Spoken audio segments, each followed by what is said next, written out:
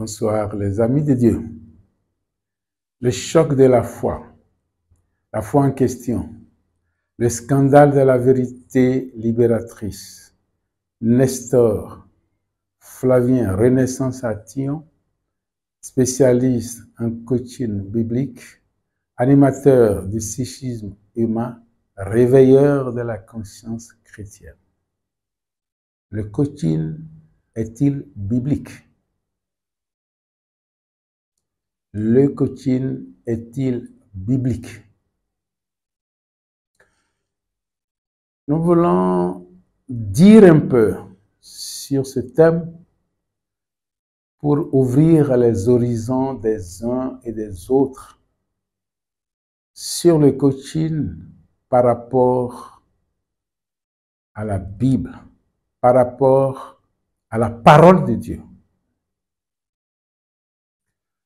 Si le coaching est défini fondamentalement comme processus de transformation positive, comme processus qui fait quitter l'homme du point A au point B positif, on ne souffrirait pas longtemps pour comprendre que le coaching a ses racines non seulement dans la parole de Dieu, mais en Dieu lui-même.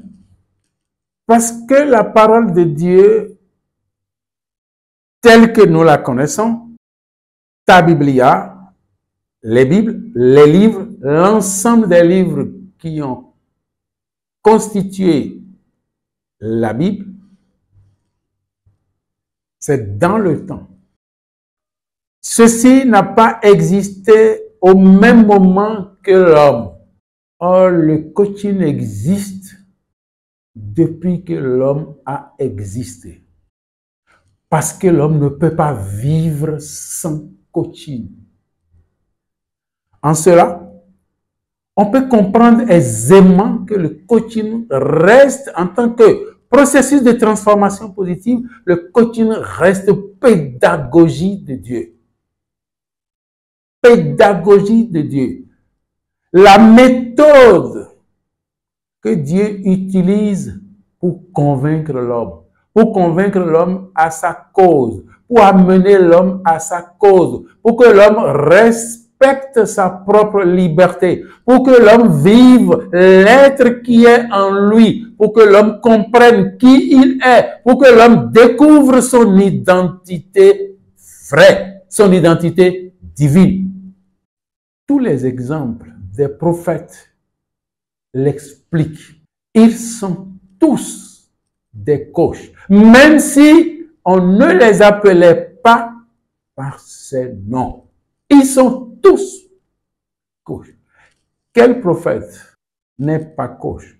Quel roi n'est pas coach dans sa fonction? Quel prophète n'est pas coach? Quel roi n'est pas coach? Quel prophète? C'est la méthode de Dieu. Ils ne peuvent ne pas être coach. Ils ne peuvent ne pas être coach. Nous ne voulons pas imposer le coaching à tout le monde. Mais la réalité est là que toute étude faite dans la Bible en rapport avec coaching montre clairement que tous les hommes de Dieu qui ont reçu l'inspiration de Dieu pour s'adresser aux hommes sont des coachs parce qu'ils ont usé de la pédagogie de Dieu. C'est tout simplement la pédagogie de Dieu qui est. Les prophètes annoncent quoi? Ce que l'homme doit faire pour se retrouver. Ce que l'homme doit faire pour quitter un point A, moins bon, à un point B, plus bon. Ça, c'est quoi? Ça s'appelle tout simplement coaching. C'est le processus de transformation positive dont nous parlons. Et avec cette transformation, dans ce processus, L'homme découvre tout. L'homme découvre tout ce que Dieu veut qu'il découvre. L'homme connaît son identité et son identité est divine. L'homme est libre. Il sait comprendre sa liberté. Combien sommes-nous à ne pas connaître qui nous sommes, à ne pas connaître notre liberté, à ne pas savoir le but fondamental de notre liberté? Parce que nous n'avons pas écouté Dieu, parce que nous ne savons pas écouter Dieu. Le coaching est venu juste nous aider. Dieu nous veut prospères. Dieu nous veut saints. Dieu nous veut riches parce qu'il nous a créés prospères, saints, riches. Qu'est-ce que la parole de Dieu dit? Qu'est-ce que le Fils de Dieu dit? Soyez saints, soyez prospères, soyez miséricordieux, soyez saints, comme votre Père céleste. Vous avez peur de dire ces choses. Voilà ce que le Fils dit. Le Fils par excellence. Il n'est pas fils dans le Fils, comme nous. Il est Fils par excellence. Voilà ce qu'il dit directement. Ça signifie quoi? Que par processus, nous découvrions qui nous sommes. Nous aboutissions à qui est en nous cet être Dieu qui est en nous. Sinon, quel courage il pourrait avoir pour dire d'être miséricordieux comme Dieu? Comme Dieu. Vous avez autre explication à dire? Mais c'est dit. Ceux qui nous l'ont fait savoir savent bien ce qu'il veut nous enseigner. C'est à nous d'ouvrir notre cœur pour comprendre. Voilà le rôle du coaching. Alors, vous me demandez si coaching est biblique. Vous voyez, on a parlé des prophètes. Voilà ce que le Fils dit. Et tout ce qui est dans les Saintes Écritures, que ce soit l'Ancien Testament, on a parlé des rois, on a parlé des prophètes et tous ceux qui sont intervenus. Dans le Nouveau Testament, on a parlé, et les apôtres sont là. Le Christ, le Messie lui-même est là. Dans sa pédagogie, nous montre qu'il use de coaching. Regardez, au moment où il dit « Laissez venir à moi les enfants ». Parce que le royaume des cieux est à l'image de ceux qui leur ressemblent. Tiens, il dit ça pourquoi? Parce que les apôtres sont en train de renvoyer les enfants, d'interdire aux enfants d'avoir accès au Seigneur. Laissez venir à moi les enfants. Ça, c'est quoi? C'est quoi? C'est quel processus? C'est du coaching. Parce que les apôtres n'ont pas compris qui sont les enfants. Nous avons une révélation.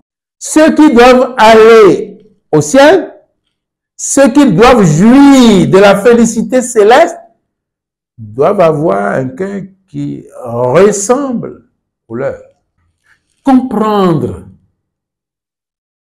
que le coaching est biblique nous permet de nous cultiver en coaching comme pédagogie divine.